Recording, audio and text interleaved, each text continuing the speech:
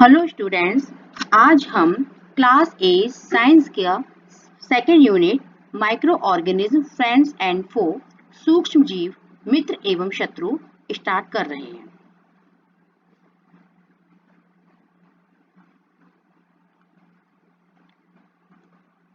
इस अध्याय में हम क्या क्या डिस्कस करेंगे?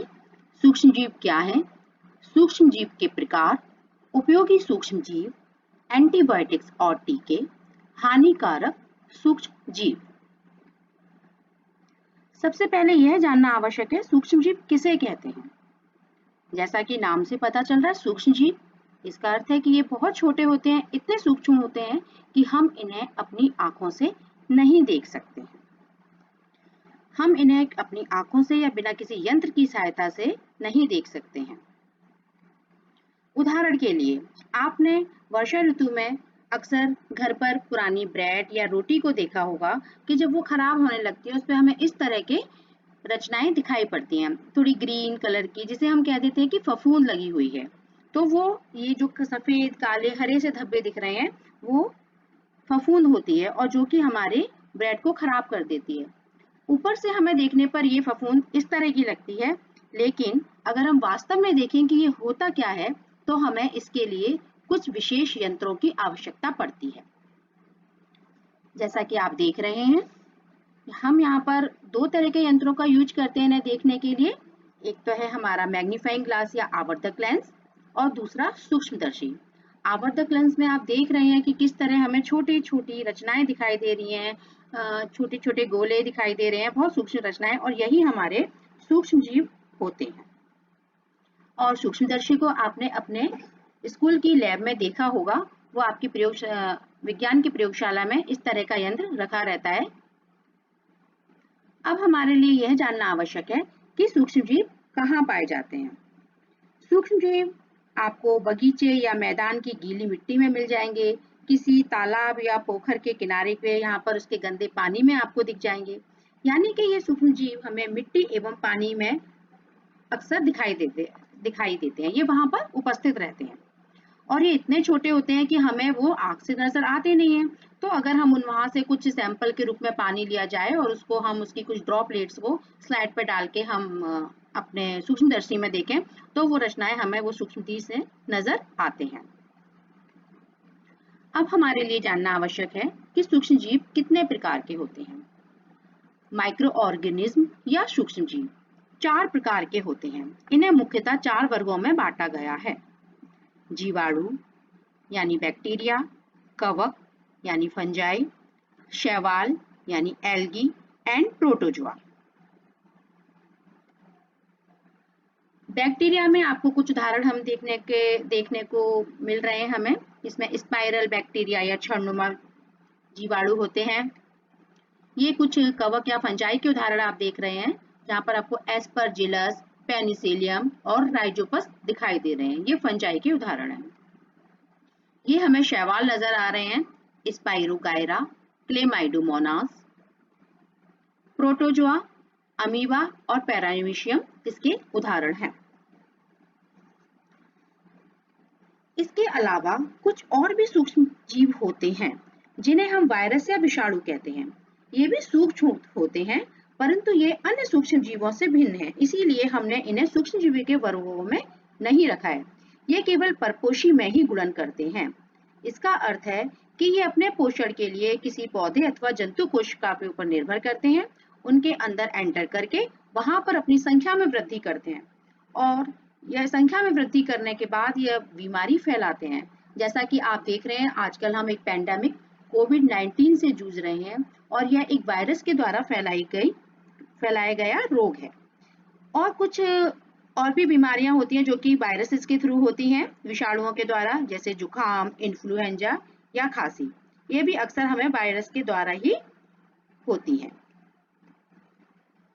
अब हम जानेंगे कि माइक्रो ऑर्गेनिज्म क्या सिर्फ हमारे लिए बीमारी फैलाने का कारण ही होते हैं? नहीं, कुछ सूक्ष्म जीव हमारे लिए उपयोगी भी होते हैं और उसके लिए हम उन सूक्ष्म जीवों का अपने उपयोग के लिए, अपने बेनिफिट्स के लिए भी यूज करते हैं। जैसा कि आपको इस चित्र में नजर आ रहा है, ब्रेड में, पनीर में, पिकल या अचार केक, दही, ये सारी चीजें होती हैं जहां पर सूक्ष्म जीव हमें हेल्प करते हैं। अब हम एक एक करके जानते हैं इनके बारे में। सबसे पहले हम देखेंगे दही। दही का बनना, हम पहले से जानते हैं कि कुछ जीवाणु या बैक्टीरिया होते हैं जो दूध को दही में परिवर्तित करने में हेल्प करते हैं। दही में अनेक सूक्ष्मजीव पाए जाते हैं जिन्हें लैक्टोबैसिलस नामक जीवाणु कहते हैं, जो कि दूध को दही में परिवर्तित कर देता है। यह दूध में जनन करता है, यानी अपनी संख्या में वृद्धि करता है रिप्रोडक्शन के द्वारा, और वो दही में परिवर्तित कर देता है। साथ ही ये जीवाणु पनीर, अचार और अन्य खाद्य पदार्थों के उत्पादन में भी सहायता करते हैं। इसी तरह आपने देखा होगा, हम इडली, भटूरे वगैरह जब बनाते हैं तब उसमें दही डालते हैं, क्योंकि यहाँ लैक्टोबैसिलस हमें वहां भी हेल्प करता है। यह जीवाणु जो होता है, यह किण्वन में सहायता करता है और इससे इडली और डोसा का बैटर बनता है, और जिसका हम यूज अपने खाने में करते हैं।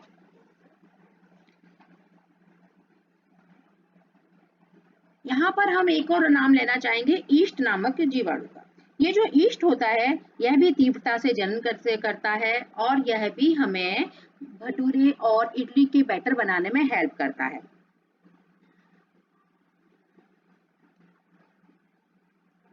अब हम जानेंगे कि इन माइक्रो ऑर्गेनिज्म के कॉमर्शियल यूज क्या हैं, यानी कि किस तरह विभिन्न व्यवसायों में हमें ये हेल्पफुल हो रहे हैं। बहुत सारे उद्योग इस तरह के होते हैं जो इस पर आधारित हो रहे हैं, जैसे कि हमारा बेकरी उद्योग है, हमारा जो बीवरेजेस यानी कि अल्कोहल, शराब या एसिटिक एसिड के निर्माण में भी ये सहायक होते हैं।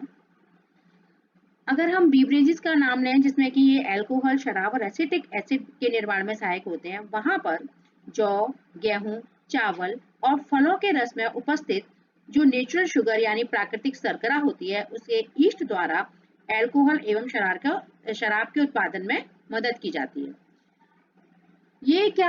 इसमें चीनी को अल्कोहल में परिवर्तित किया जाता है, और यह क्रिया ईस्ट करता है, और ये जो क्रिया होती है चीनी के अल्कोहल में परिवर्तन की, इसे हम फर्मेंटेशन या किण्वन कहते हैं। इसी तरह आपको ब्रेड नजर आ रही है, वहां भी हम इसी तरह यूज कर रहे हैं, फर्मेंटेशन में हेल्प करता है। और उस तरह हम केक, जो बेकरी इंडस्ट्री है, वो उसमें हमें इस तरह ये माइक्रो ऑर्गेनिज्म या फिर सूक्ष्म जीव लाभ पहुंचाते हैं। इसके बाद हम जानेंगे सूक्ष्म जीव का औषधीय उपयोग, यानी कि किस तरह हम डिफरेंट मेडिसिन बनाने में हेल्प लेते हैं इन सूक्ष्म जीवों से। आपने अक्सर देखा होगा, जब हम बीमार पड़ते हैं और एक दो दिन मेडिसिन से डॉक्टर की मेडिसिन से हमारी तबीयत ठीक नहीं होती है, तो डॉक्टर हमें कहता है कि आपको एंटीबायोटिक्स देनी पड़ेंगी। एंटीबायोटिक्स होते क्या हैं? एंटीबायोटिक्स गोलियां कैप्सूल के रूप में मेडिसिन ही होती हैं, और इन औषधियों का स्रोत भी सूक्ष्मजीव होते हैं। ये बीमारी पैदा करने वाले सूक्ष्मजीवों को नष्ट कर देते हैं या उनकी ग्रोथ को रोक देते हैं। इस प्रकार औषधि को, जो कि हमें बीमारी को ठीक करने के लिए दी जाती है, इन्हें एंटीबायोटिक्स कहा जाता है या प्रतिजैविक कहते हैं।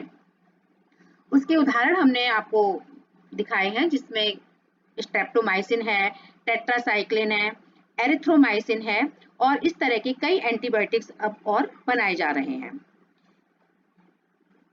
और इन्हें हम कवक एवं जीवाणुओं से ही बनाते हैं, यही इनको बनाने में हेल्प करते हैं। सबसे पहले जो एंटीबायोटिक बनाई गई थी वो अलेक्जेंडर फ्लेमिंग के द्वारा 1929 में बनाई गई थी, जिसे कि पेनिसिलिन कहा गया, और यह जो एक तरह की कवक या फिर फफूंद होती है जो कि जीवाणु को वृद्धि करने में रोक देती है।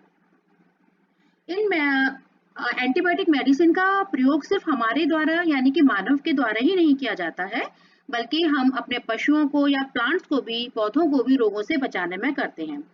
अगर हमें अपने एनिमल्स को, जो हमारे घरेलू एनिमल पशु होते हैं, उनको किसी तरह की बीमारी ना हो जाए, इसके बचाने के लिए उनके फूड में, उनके आहार में इस तरह की एंटीबायोटिक मेडिसिन मिला दी जाती हैं, और सूक्ष्म जीवों को संचरण से रोका जाता है। और इसी तरह पौधों के नियंत्रण के लिए भी हम एंटीबायोटिक का यूज करते हैं। लेकिन एंटीबायोटिक्स का यूज करते समय हमें कुछ सावधानियां लेनी होती हैं। वो सावधानियां क्या क्या हो सकती हैं? एक तो एंटीबायोटिक का प्रयोग हमें डॉक्टर की सलाह पर ही किया जाना चाहिए। यह ना हो कि अगर हम एक बार गए हैं डॉक्टर के पास, उन्होंने हमें किसी मेडिसिन एंटीबायोटिक या दी है और अगली बार जब हम बीमार पे पड़े तो हमने बिना डॉक्टर की सलाह के दोबारा से उसी एंटीबायोटिक का प्रयोग कर लिया। ऐसा करना हमारे लिए नुकसानदायक हो सकता है। दूसरी बात है कि एंटीबायोटिक का कुछ कोर्स होता है। जब हम डॉक्टर के पास जाते हैं तो डॉक्टर हमें बताता है कि भाई आपको दवा ये 3 डेज के लिए लेनी है या 5 डेज के लिए लेनी है, और हम क्या करते हैं, वो अगर हमारी 1-2 दिन के बाद ही तबीयत सुधरना स्टार्ट हो जाती है। जब तबीयत में इम्प्रूवमेंट आने लगता है, हमें लगता है फीवर तो आ ही नहीं रहा है, तो हम मेडिसिन लेना बंद कर देते हैं। लेकिन ये हमारे लिए हार्मफुल होता है, क्योंकि स्टार्टिंग में उस एंटीबायोटिक मेडिसिन ने उस जो रोगाणु है उसकी वृद्धि को रोका है, उसको आगे नहीं बढ़ने दिया, तो उससे जो सिम्टम्स हमें नजर आए वो आने बंद हो जाते हैं। लेकिन वो पूरी तरह से रोगाणु हमारी बॉडी में से नष्ट नहीं होते हैं। इसलिए जितना डॉक्टर बताए उतनी पूरा कोर्स हमें मेडिसिन का करना चाहिए। लेकिन आपने देखा होगा कि बार बार हमें एंटीबायोटिक का प्रयोग भी नहीं करना चाहिए, क्योंकि ऐसा करने से हमारी इम्यून सिस्टम है, जो हमारी प्रतिरक्षा तंत्र है, वो प्रभावी नहीं रह पाता है और वो हमारे पर एंटीबायोटिक असर भी नहीं करते हैं, इम्यूनिटी कम हो जाती है और आसानी से कोई भी दूसरे रोगाणु हम पर आक्रमण करके बीमारी की चपेट में ले सकते हैं। लेकिन सर्दी जुकाम और फ्लू में एंटीबायोटिक मेडिसिन यूज नहीं हो पाती हैं, प्रभावशाली नहीं होती हैं, इफेक्टिव नहीं होती हैं, क्योंकि यह रोग विषाणु के द्वारा होते हैं और विषाणुओं पर यह मेडिसिन इफेक्टिव नहीं होती है। इसके साथ ही एक और औषधीय प्रयोग मैं आपको बताना चाहूंगी, जो कि होता है वैक्सीन। आजकल भी आप देख रहे होंगे कि हम वैक्सीन का इंतजार कर रहे हैं कि कोविड-19 जो बीमारी फैली हुई है उसके निजात के लिए कोई वैक्सीन बन जाए और उसे वैक्सीन को लगवाने के बाद या टीके को लगवाने के बाद हम इस रोग से आसानी से बच सकते हैं। क्या होती है ये वैक्सीन और ये कैसे कारगर होती है? आपने देखा होगा कि आपके घर में अगर छोटे बहन भाई हो तो अक्सर आप लोग या आपकी मदर उनको टीका लगवाने के लिए, वैक्सीन लगवाने के लिए ले जाती हैं। क्या सिद्धांत होता है इस वैक्सीन का? आइए हम इस बारे में जानते हैं।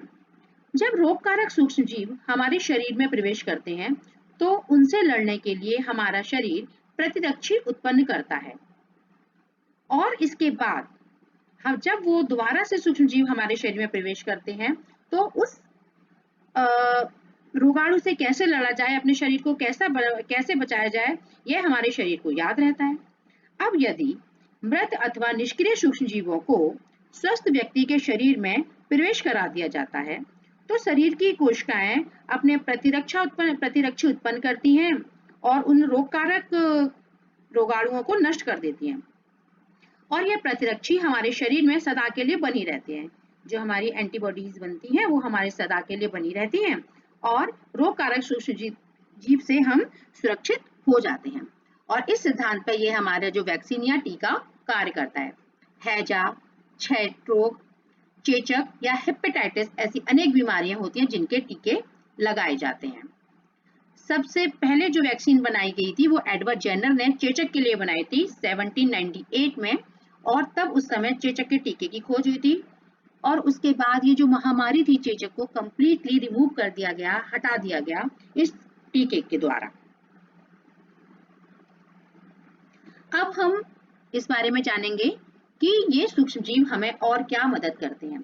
मिट्टी की उर्वरता में वृद्धि करने में करते हैं।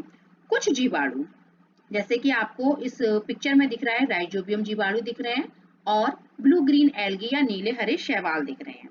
ये जो जीवाणु और शैवाल, नीले हरे शैवाल होते हैं, ये एटमॉस्फेरिक नाइट्रोजन को या वायुमंडलीय जो नाइट्रोजन होती है उसे मिट्टी में स्थिरीकरण करने में हेल्प करते हैं, और इससे क्या होती है, जो मिट्टी होती है उसमें नाइट्रोजन की मात्रा में वृद्धि होती है और जिससे मिट्टी की उर्वरक क्षमता बढ़ जाती है।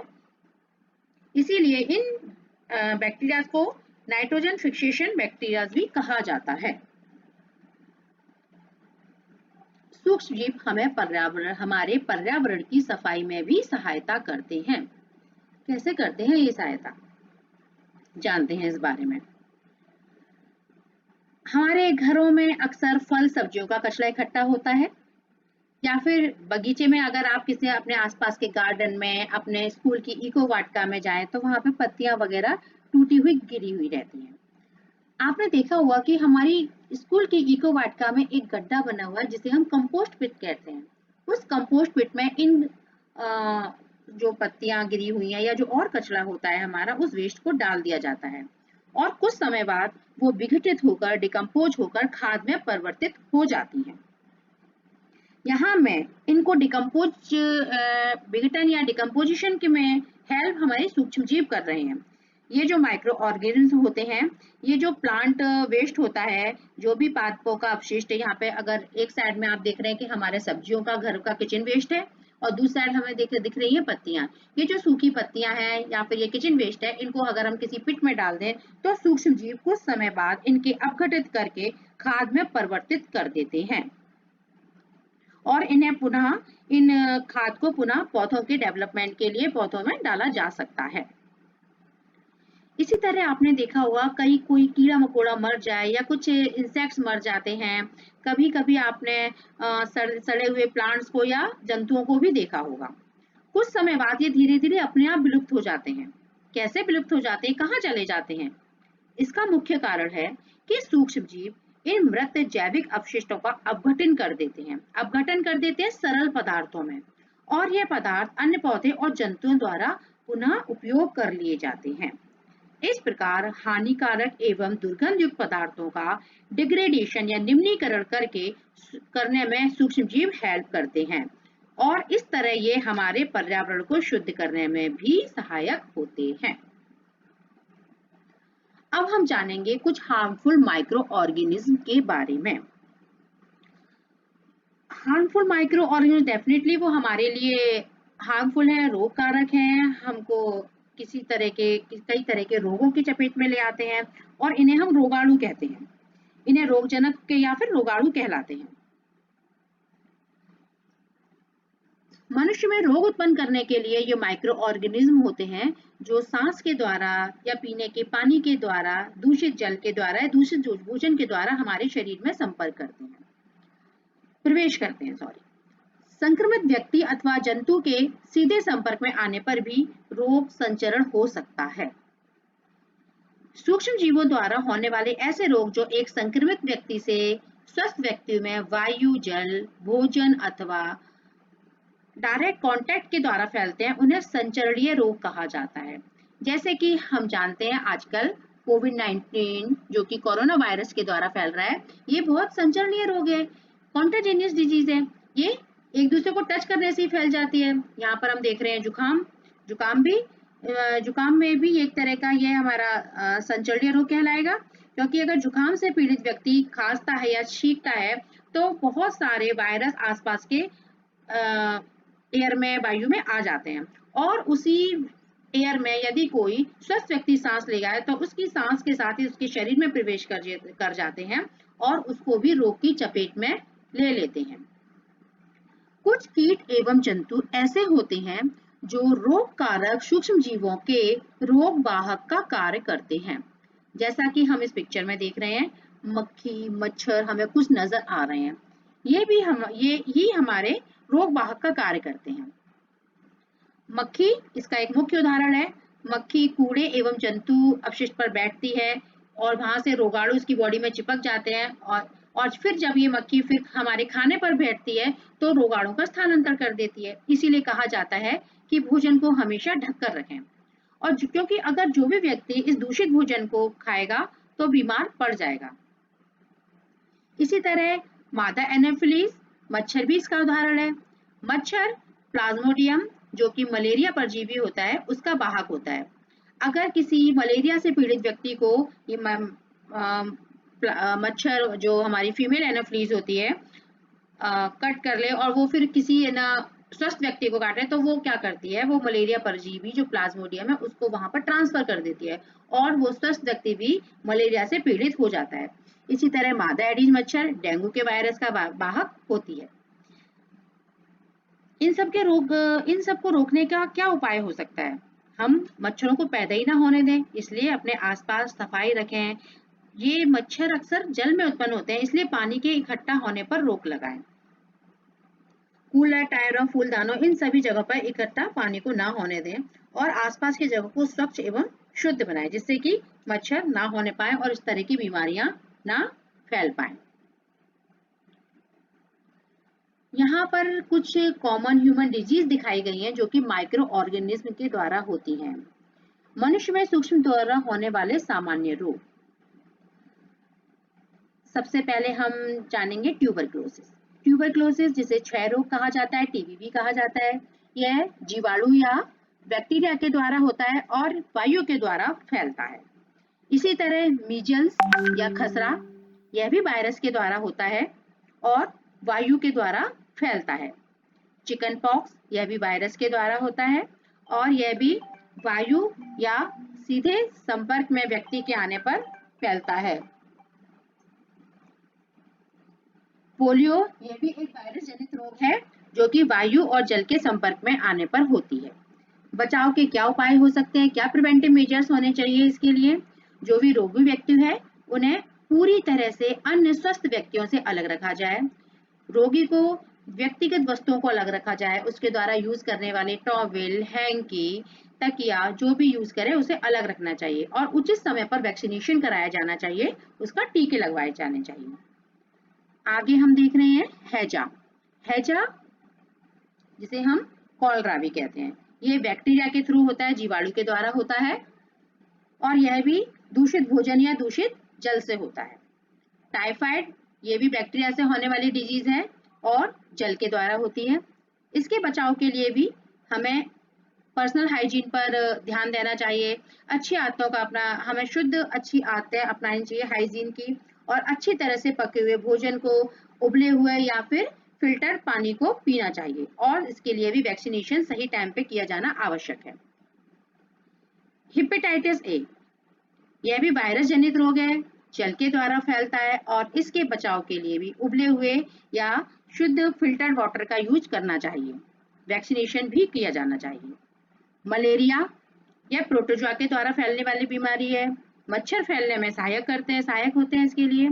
इसके बचाव के कारण क्या क्या हो सकते हैं, जैसा भी हम अक्सर आजकल यूज भी कर रहे हैं, मच्छरदानी का यूज करें, मॉस्किटो रिपेलेंट या फिर इस तरह के जो मच्छर भगाने के लिए रसायन केमिकल्स यूज किए जाते हैं उनका यूज करें। अपने आसपास से उनकी ब्रीडिंग ना होने दें, इंसेक्टिसाइड्स को छिड़कें जिससे कि ये मच्छरों के का डेवलपमेंट ना होने दें। अब इसके यहाँ पर हम दूसरी कुछ डिजीजेस का देख रहे हैं जो कि कॉमन प्लांट डिजीजेस हैं, जो कि सूक्ष्म जीवों द्वारा पौधों में फैल जाती हैं, जिसमें यहाँ पर है सिट्रस कैंकर। सिट्रस कैंकर नींबू में होने वाली बीमारी है, बैक्टीरिया के थ्रू फैलती है, बैक्टीरिया ही इसका कारण होते हैं और वायु के द्वारा फैलती है। Second, rust of wheat. Rust of wheat ये फंगस या कवक के द्वारा फैलने वाली बीमारी है और ये या तो एयर के द्वारा या फिर जो खराब सीड्स होते हैं उनके द्वारा, खराब बीज अगर यूज की जाए उससे ये बीमारी हमारे पौधों को हो जाती है। थर्ड है भिंडी का पीत या फिर येलो वीन मोज़ेक ऑफ ओकरा, ये भी वायरस से होने वाला रोग है और ये भी इंसेक्ट्स के द्वारा एक जगह से दूसरे जगह पर फैल जाती है। आशा है आपको ये समझ में आया होगा। Thank you.